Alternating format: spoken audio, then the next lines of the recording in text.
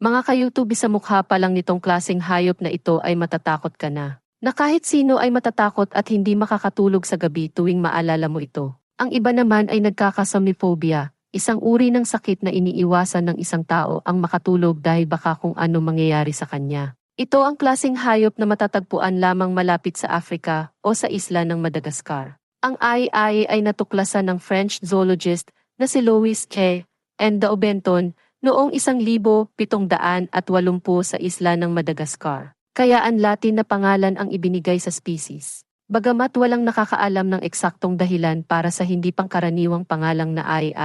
Ang ilang mga tao ay nagpahayag na ang pangalan ay nagmula sa diumanoy haihay o ingay na dinudulot nito. Ngunit ang mga siyentipiko na nag-aaral ng ay pinabulaanan ito, na nagsasabing ang hayop hindi gumagawa ng ganoong ingay. Sa halip, ang pinaghihinalaang ng isang naturalist na si Pierre Sonnerat, isang French naturalist, kolonyal na administrator, manunulat at explorer. Inilarawan niya rin ang maraming uri ng halaman at hayop sa kanyang mga paglalakbay, lalo na sa isla ng Madagascar. Pinili ni Pierre Sonnerat ang pangalan ay dahil sa mula sa mga hiyaw ng takot na dulot ng species na ito sa mga taga na yon na tinitingnan ang ay bilang isang taga-pagbalita ng kamatayan. Sa dialekto ng mga lokal na nayon, ang hehe o hehe ay karaniwang nangangahulugang hindi ko alam at maaaring ang pangalang ibinigay sa ay ng mga mapamahiing taga na yon na maaaring hindi nila maipaliwanag kung ano ang kanilang nakita. O ayaw sabihin ang pangalan nito dahil sa takot.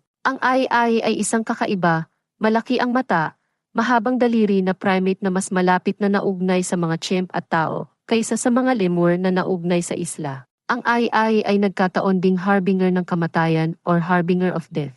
Ayon sa mga taong naninirahan sa Madagascar, ang pangunahing batayan para sa reputasyon ng isang sinumpa na nilalang ay nagmula sa katotohanan na ang ay hindi natatakot sa mga tao at madalas na lumalapit sa mga tao. Ganap na hindi ikinahihiya nito ang kakaiba at nakakatakot na anyo. At sa katunayan, ang ilang mga pagkakaiba-iba sa alamat ay nagsasangkot ng ay na gumaganap sa isang mas aktibong papel kaysa sa isang sisidlan lamang para sa mga sumpa. Dahil ang ilang mga tao ay naniniwala na ang primate ay gumagamit ng kanyang mahahabang daliri upang itago sa puso ng mga tao sa kanilang pagtulog.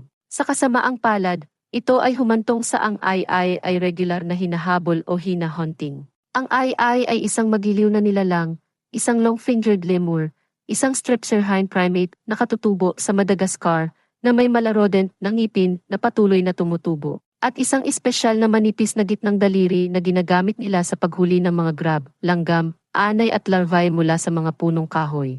Ang ay ang pinakamalaking nocturnal primate sa mundo. Isinasaalang-alang na ang primate ay kailangan ding makipagkumpetensya sa deforestation at ecological destruction.